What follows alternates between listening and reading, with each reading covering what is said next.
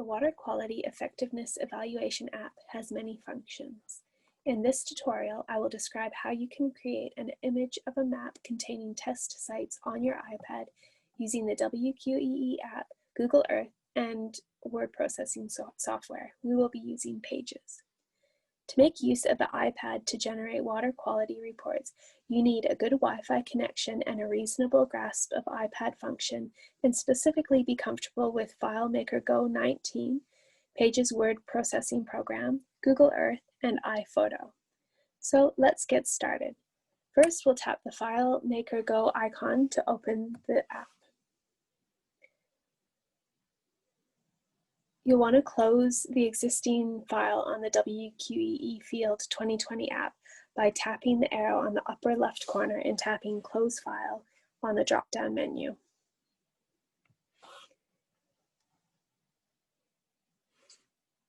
Let's try that again. Next, we want you to tap on Hosts on the bottom right corner of the screen. I already have the correct host added, but if you are setting up the server for the first time, you will need to tap on the plus icon in the upper left-hand corner of the screen. Type fm.folkestone.ca into the blank host address space.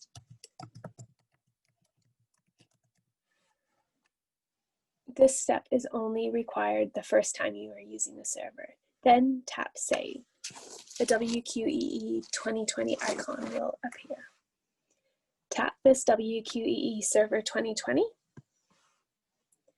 and a message will come up. For most government iPads, you should tap Cancel. When prompted, type in the account name, which is View, and the password, which is Region. Then hit the arrow icon. This will bring you into the WQEE server. By tapping on the small circle icon in the middle of the bottom of the page, a pop-up provides a summary of the total number of sites now residing on the server. So you can see there's more than 8,400 sites. Now you can create a subset of the data that you are interested in. While downloading data, it is advisable to set your iPad auto lock to Never. If your iPad auto locks during the process, it will stop downloading and you'll have to start again. For our example, we will look at the Chilliwack Forestry's Office DCK data collected in 2019. In the WQEE Server 2020, I'm going to conduct a search by tapping the small magnifying glass icon in the upper right corner of the WQEE app screen, and then by tapping Create New Find on the drop-down.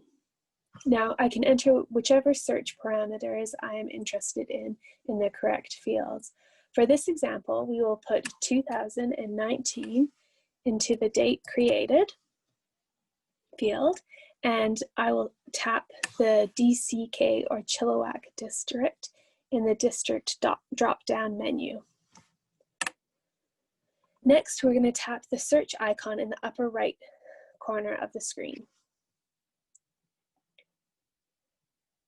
Now, in this example, the outcome will be the presentation of the 24 sites that were conducted in the Chilliwack district. If you missed that little pop-up, you can press the small circle in the bottom of the screen, and it will show you how many are found that relate to the search that you've done.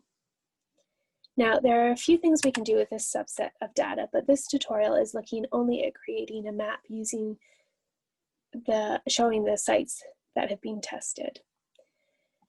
To create a map, you can use any geospatial mapping tool that works with KML files. We will be using Google Earth in this example. So first, double check that your search has provided the data you are after. Next, I want you to tap the Map Current Sites icon at the top of the screen. This can take some time, so it's important to have your iPad's auto lock set to Never. Name for file folders. So next, tap My Apps in the lower left corner. find the KML text file below the app icons. They'll be labeled as text file and dated with the current date and time. Click on the text file, and this will bring up a KML file, which appears as a jumble of words, numbers, and code. To locate these sites on a map base, tap onto the small icon in the upper right corner showing a rectangle with an arrow.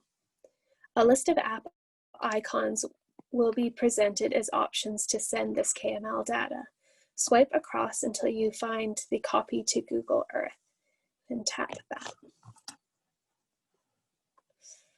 FileMaker Go will automatically open Google Earth and show the area of interest with sites located. Site location also indicates the water quality rating associated with them.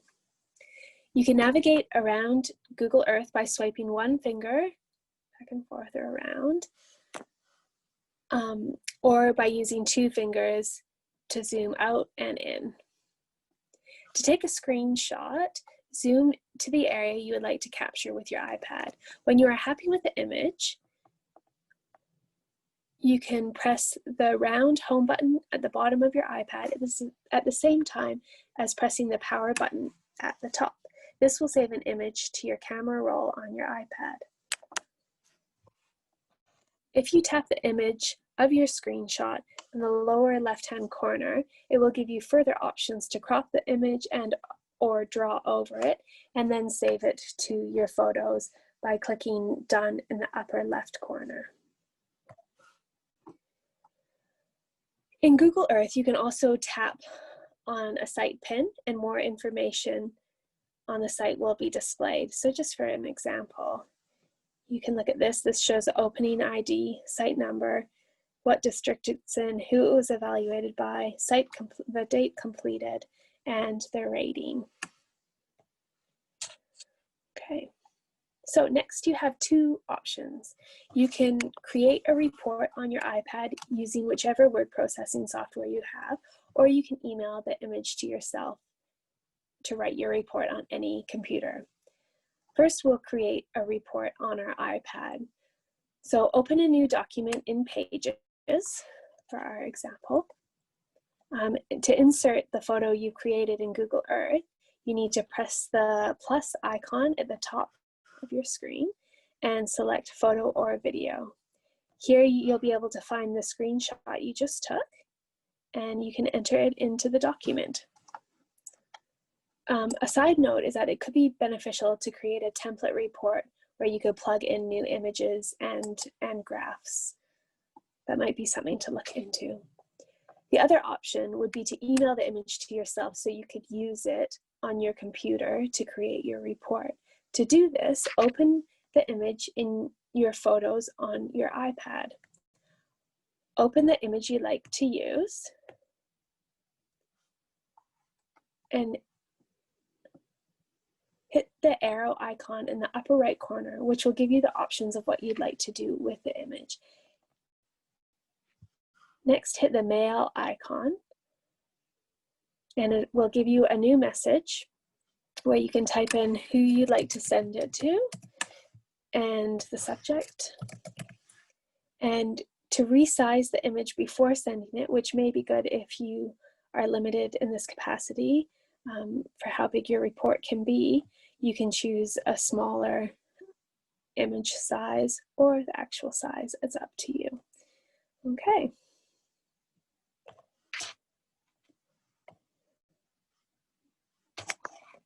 So I hope that this tutorial was helpful.